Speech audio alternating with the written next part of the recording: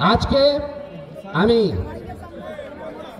আমার কৃষক দলের মাধ্যমে জাতীয়তাবাদী শক্তি আমার আপনারা আপনাদের মনোবল একটা দায়িত্ব দিয়েছেন, যে দায়িত্ব দেশের 80% জন মানুষের প্রতিনিধি। অনেকের মনে জ্বালা ধরে, অনেক অসহ্যতার সৃষ্টি হয়, প্রতিযোগিতা করে ক্লাসে ফার্স্ট হওয়ার চেষ্টা করেন।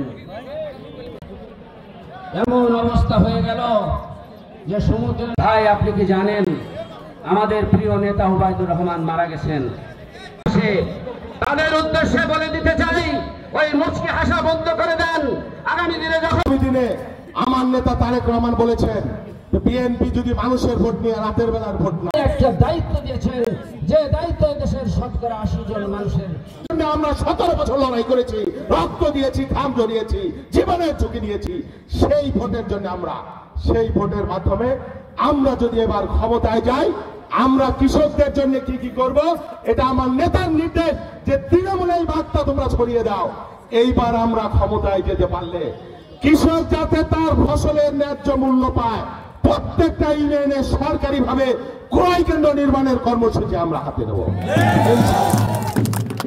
আমরা এইবার যদি ক্ষমতায় যেতে পারি, আমরা শস্য বীমা বলে একটা কথা আছে, যে কোনো কারণে, বীজের কারণে, অতিবৃষ্টির কারণে, অনাবৃষ্টির কারণে, বন্যার কারণে বা কোনো কারণে যদি একবার ফসল হানি হয়ে যায় কোনো এলাকায়, তাহলে তাদেরকে যাতে সরকারের পক্ষ থেকে, রাষ্ট্রের পক্ষ থেকে ক্ষতিপূরণ দেওয়ার ব্যবস্থা করা যায়, সেই জন্য শস্য বীমার একটা ব্যবস্থা আমরা এবার করব।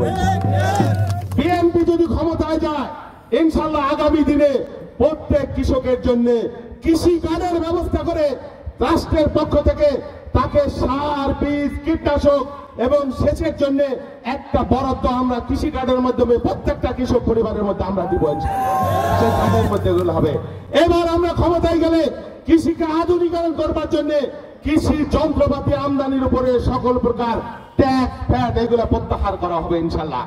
এবং আপনাদের থেকে কৃষকের কি কি অসুবিধা আছে, বিশেষ করে মানে অল্প জমির কৃষক যারা রয়েছেন তাদের জন্য, উচ্চবিত্ত না, তাদের জন্য আমাদের সরকারের পক্ষ থেকে যদি আমরা সরকারে যাই, আল্লাহর রহমতে আমরা কি কি কর্মসূচি গ্রহণ করতে পারি সেইগুলো আপনাদের পরামর্শ নিয়ে আমরা করব। এটা আমাদের কমিটমেন্ট, এটা আমাদের অঙ্গীকার, এটা আমার নেতার অঙ্গীকার ইনশাল্লাহ। যাই হোক, সন্ধ্যা হয়ে যাবে, এখনই আজান হবে। বক্তব্য দীর্ঘায়িত করবেন। আগামীকাল কাইচাল ইউনিয়নে কৃষক সমাবেশ হবে, সেখানে আপনারা যাবেন। আর শেষে আপনাদের একটা দাওয়াত দেই, আরিচা আগামী 23 তারিখে, 2 দিন 22-23 তারিখে কর্মসূচি। 22 তারিখে আপনাদের যাওয়া লাগবে না, 23 তারিখে একটা কৃষক মহাসমাবেশ হবে। সারা বাংলাদেশ থেকে লক্ষ লক্ষ কৃষক আসবে ইনশাল্লাহ। একটা কৃষক মহাসমাবেশ হবে, আমার নেতা তারেক রহমান সেখানে বক্তব্য দিবেন। অনেক কর্মসূচি রয়েছে। দলে দলে নৌকার মাধ্যমে সিএনজি ঘাট পর্যন্ত যাবেন, ওইখান থেকে ট্রলারে, লঞ্চে আপনারা সেই কৃষক সমাবেশে উপস্থিত হবেন। আমার নেতা তারেক রহমান আগামী নির্বাচনকে টার্গেট করে বাংলাদেশের কৃষক সমাজের উদ্দেশ্যে, বাংলাদেশের কৃষক সমাজের উদ্দেশ্যে তিনি বক্তব্য রাখবেন। সেই সমাবেশে আপনারা নগরকান্দা নেতৃবৃন্দ আপনাদের কিভাবে নিয়ে যাওয়া, আপনাদের সাথে কথা বলবে।